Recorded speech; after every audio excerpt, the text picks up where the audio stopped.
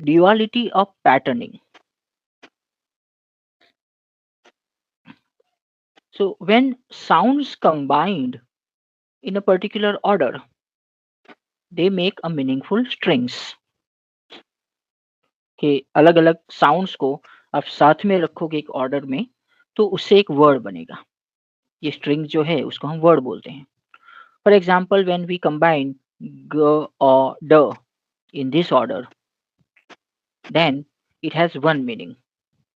But if we combine the same sounds in another order, same sounds, but the order is different, we say da or ga, it has a different meaning.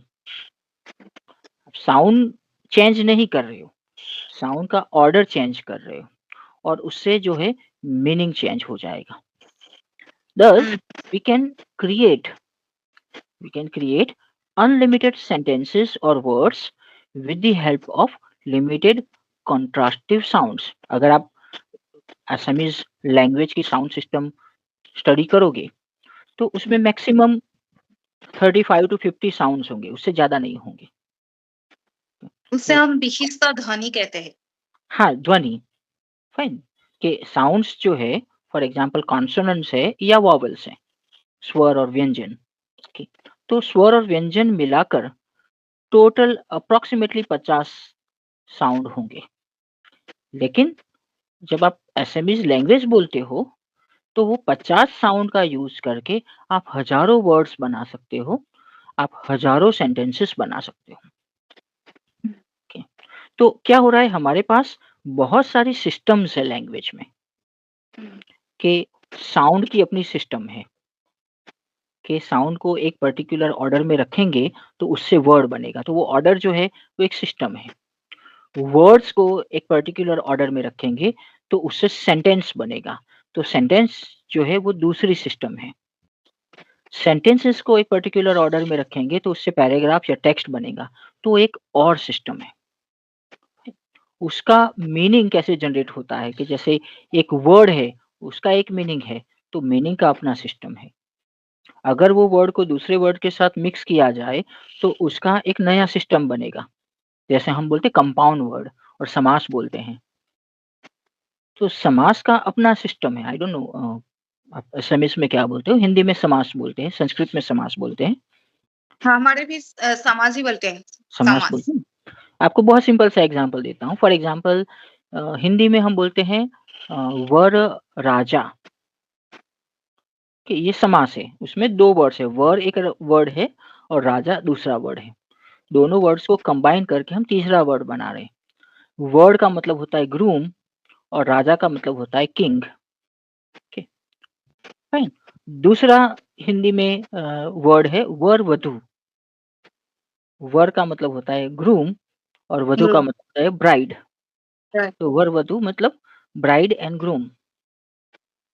लेकिन जब वर राजा बोलते हैं तो हम ऐसा नहीं meaning करेंगे कि the groom and the king. Hmm, वर राजा का मतलब होता है the groom who is the king, hmm, कि उस दिन के लिए वो राजा है। हुँ, वो एक पर्टिकुलर दिन है, शादी का दिन है, उस दिन वो सबसे हुँ, इम्पोर्टेंट इंसान है, तो इसलिए हुँ, हिंदी में हम उसको राजा बोल देते हैं, वर राजा। फाइन। अभी तीसरा वर्ड है हिंदी में वर घोड़ो। यहाँ पर भी दोनों नाउन है। वर का मतलब होता है ब्राइड, सॉरी ग्रूम, हुँ, और घोड़ो का मतलब होता है horse. Hmm, but we don't say the groom and the horse, hmm, और we don't say the groom is the horse.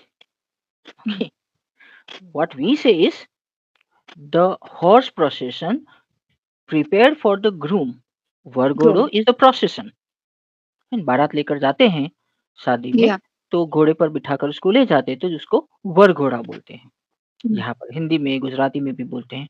अभी वर्ड जो है हम 4 ही वर्ड यूज कर रहे हैं, वर, राजा, घोड़ो एंड वधु। हुँ, 4 वर्ड के अपने-अपने मीनिंग है। हुँ, लेकिन जब वो 4 वर्ड्स को हम कनेक्ट करेंगे एक दूसरे के साथ, तो उसके नए मीनिंग निकलेंगे। तो हुँ, एक सिस्टम को यूज करके हम दूसरी सिस्टम बना रहे हैं। हुँ, फाइन। ये जो कैपेसिटी है हमारी ह्यूमन कम्युनिकेशन की कि there are multiple systems. Sound का सिस्टम है, वर्ड्स का हम्म, सिस्टम है, सेंटेंस का सिस्टम है, मीनिंग का सिस्टम है। ये अलग-अलग जो सिस्टम्स है, इसको हम हम्म, बोलते हैं duality of patterning, hmm, right? और ये ड्युअलिटी ऑफ पैटर्निंग से क्या होता है कि we can create new words. हमें पता है कि ये साउंड्स मेरी लैंग्वेज में है और ये लैंग्वेज में ऐसे-ऐसे साउंड को अरेंज करेंगे तो नए वर्ड बन पाएँगे। अगर वो वर्ड का मीनिंग एक्सेप्ट हो गया, तो वो वर्ड हमारे कन्वेंशन में, हमारे ट्रेडिशन में आ जाएगा और वो एक नया वर्ड इंट्रोड्यूस होगा और फिर वो सेंटेंस में भी यूज़ करेंगे, टेक्स्ट में भी यूज़ करेंगे, या राइट? तो आप साउंड के सिस्टम को यूज़ करके वर्ड का सिस्टम करेक्ट क्रिएट कर रहे हो, वर्ड का सिस्टम यूज़ करके आप फ्रेजेस बना रहे हो, फ्रेजेस का सिस्टम यूज़ करके आप सेंटेंसेस बना रहे हो, सेंटेंसेस का सिस्टम यूज़ करके आप मीनिंग क्रिएट कर रहे हो। क्योंकि जब हम बात करते हैं, हम सेंटेंस में या फ्रेज में बात करेंगे हम्म, और वो सामने वाला इंसान समझ जाएगा। और अगर आपको ज़्यादा बात करनी है, तो आप एक से ज़्यादा सेंटेंसेस यूज़ करेंगे, राइट? और वो सब सेंटेंसेस एक दूसरे से कनेक्टेड होंगे, ताकि हम्म, एक कंप्लीट मीनिंग कम्युनिकेट हो जाए, या right? This is what humans can do, animals can not do this. Animals cannot creatively modify their calls to make new and unique meanings, fine? कि एक वर्ड या है या एक कॉल है, उसको मॉडिफाई करके ऐसा नहीं बता सकता कि नहीं-नहीं मुझे ये नहीं चलेगा।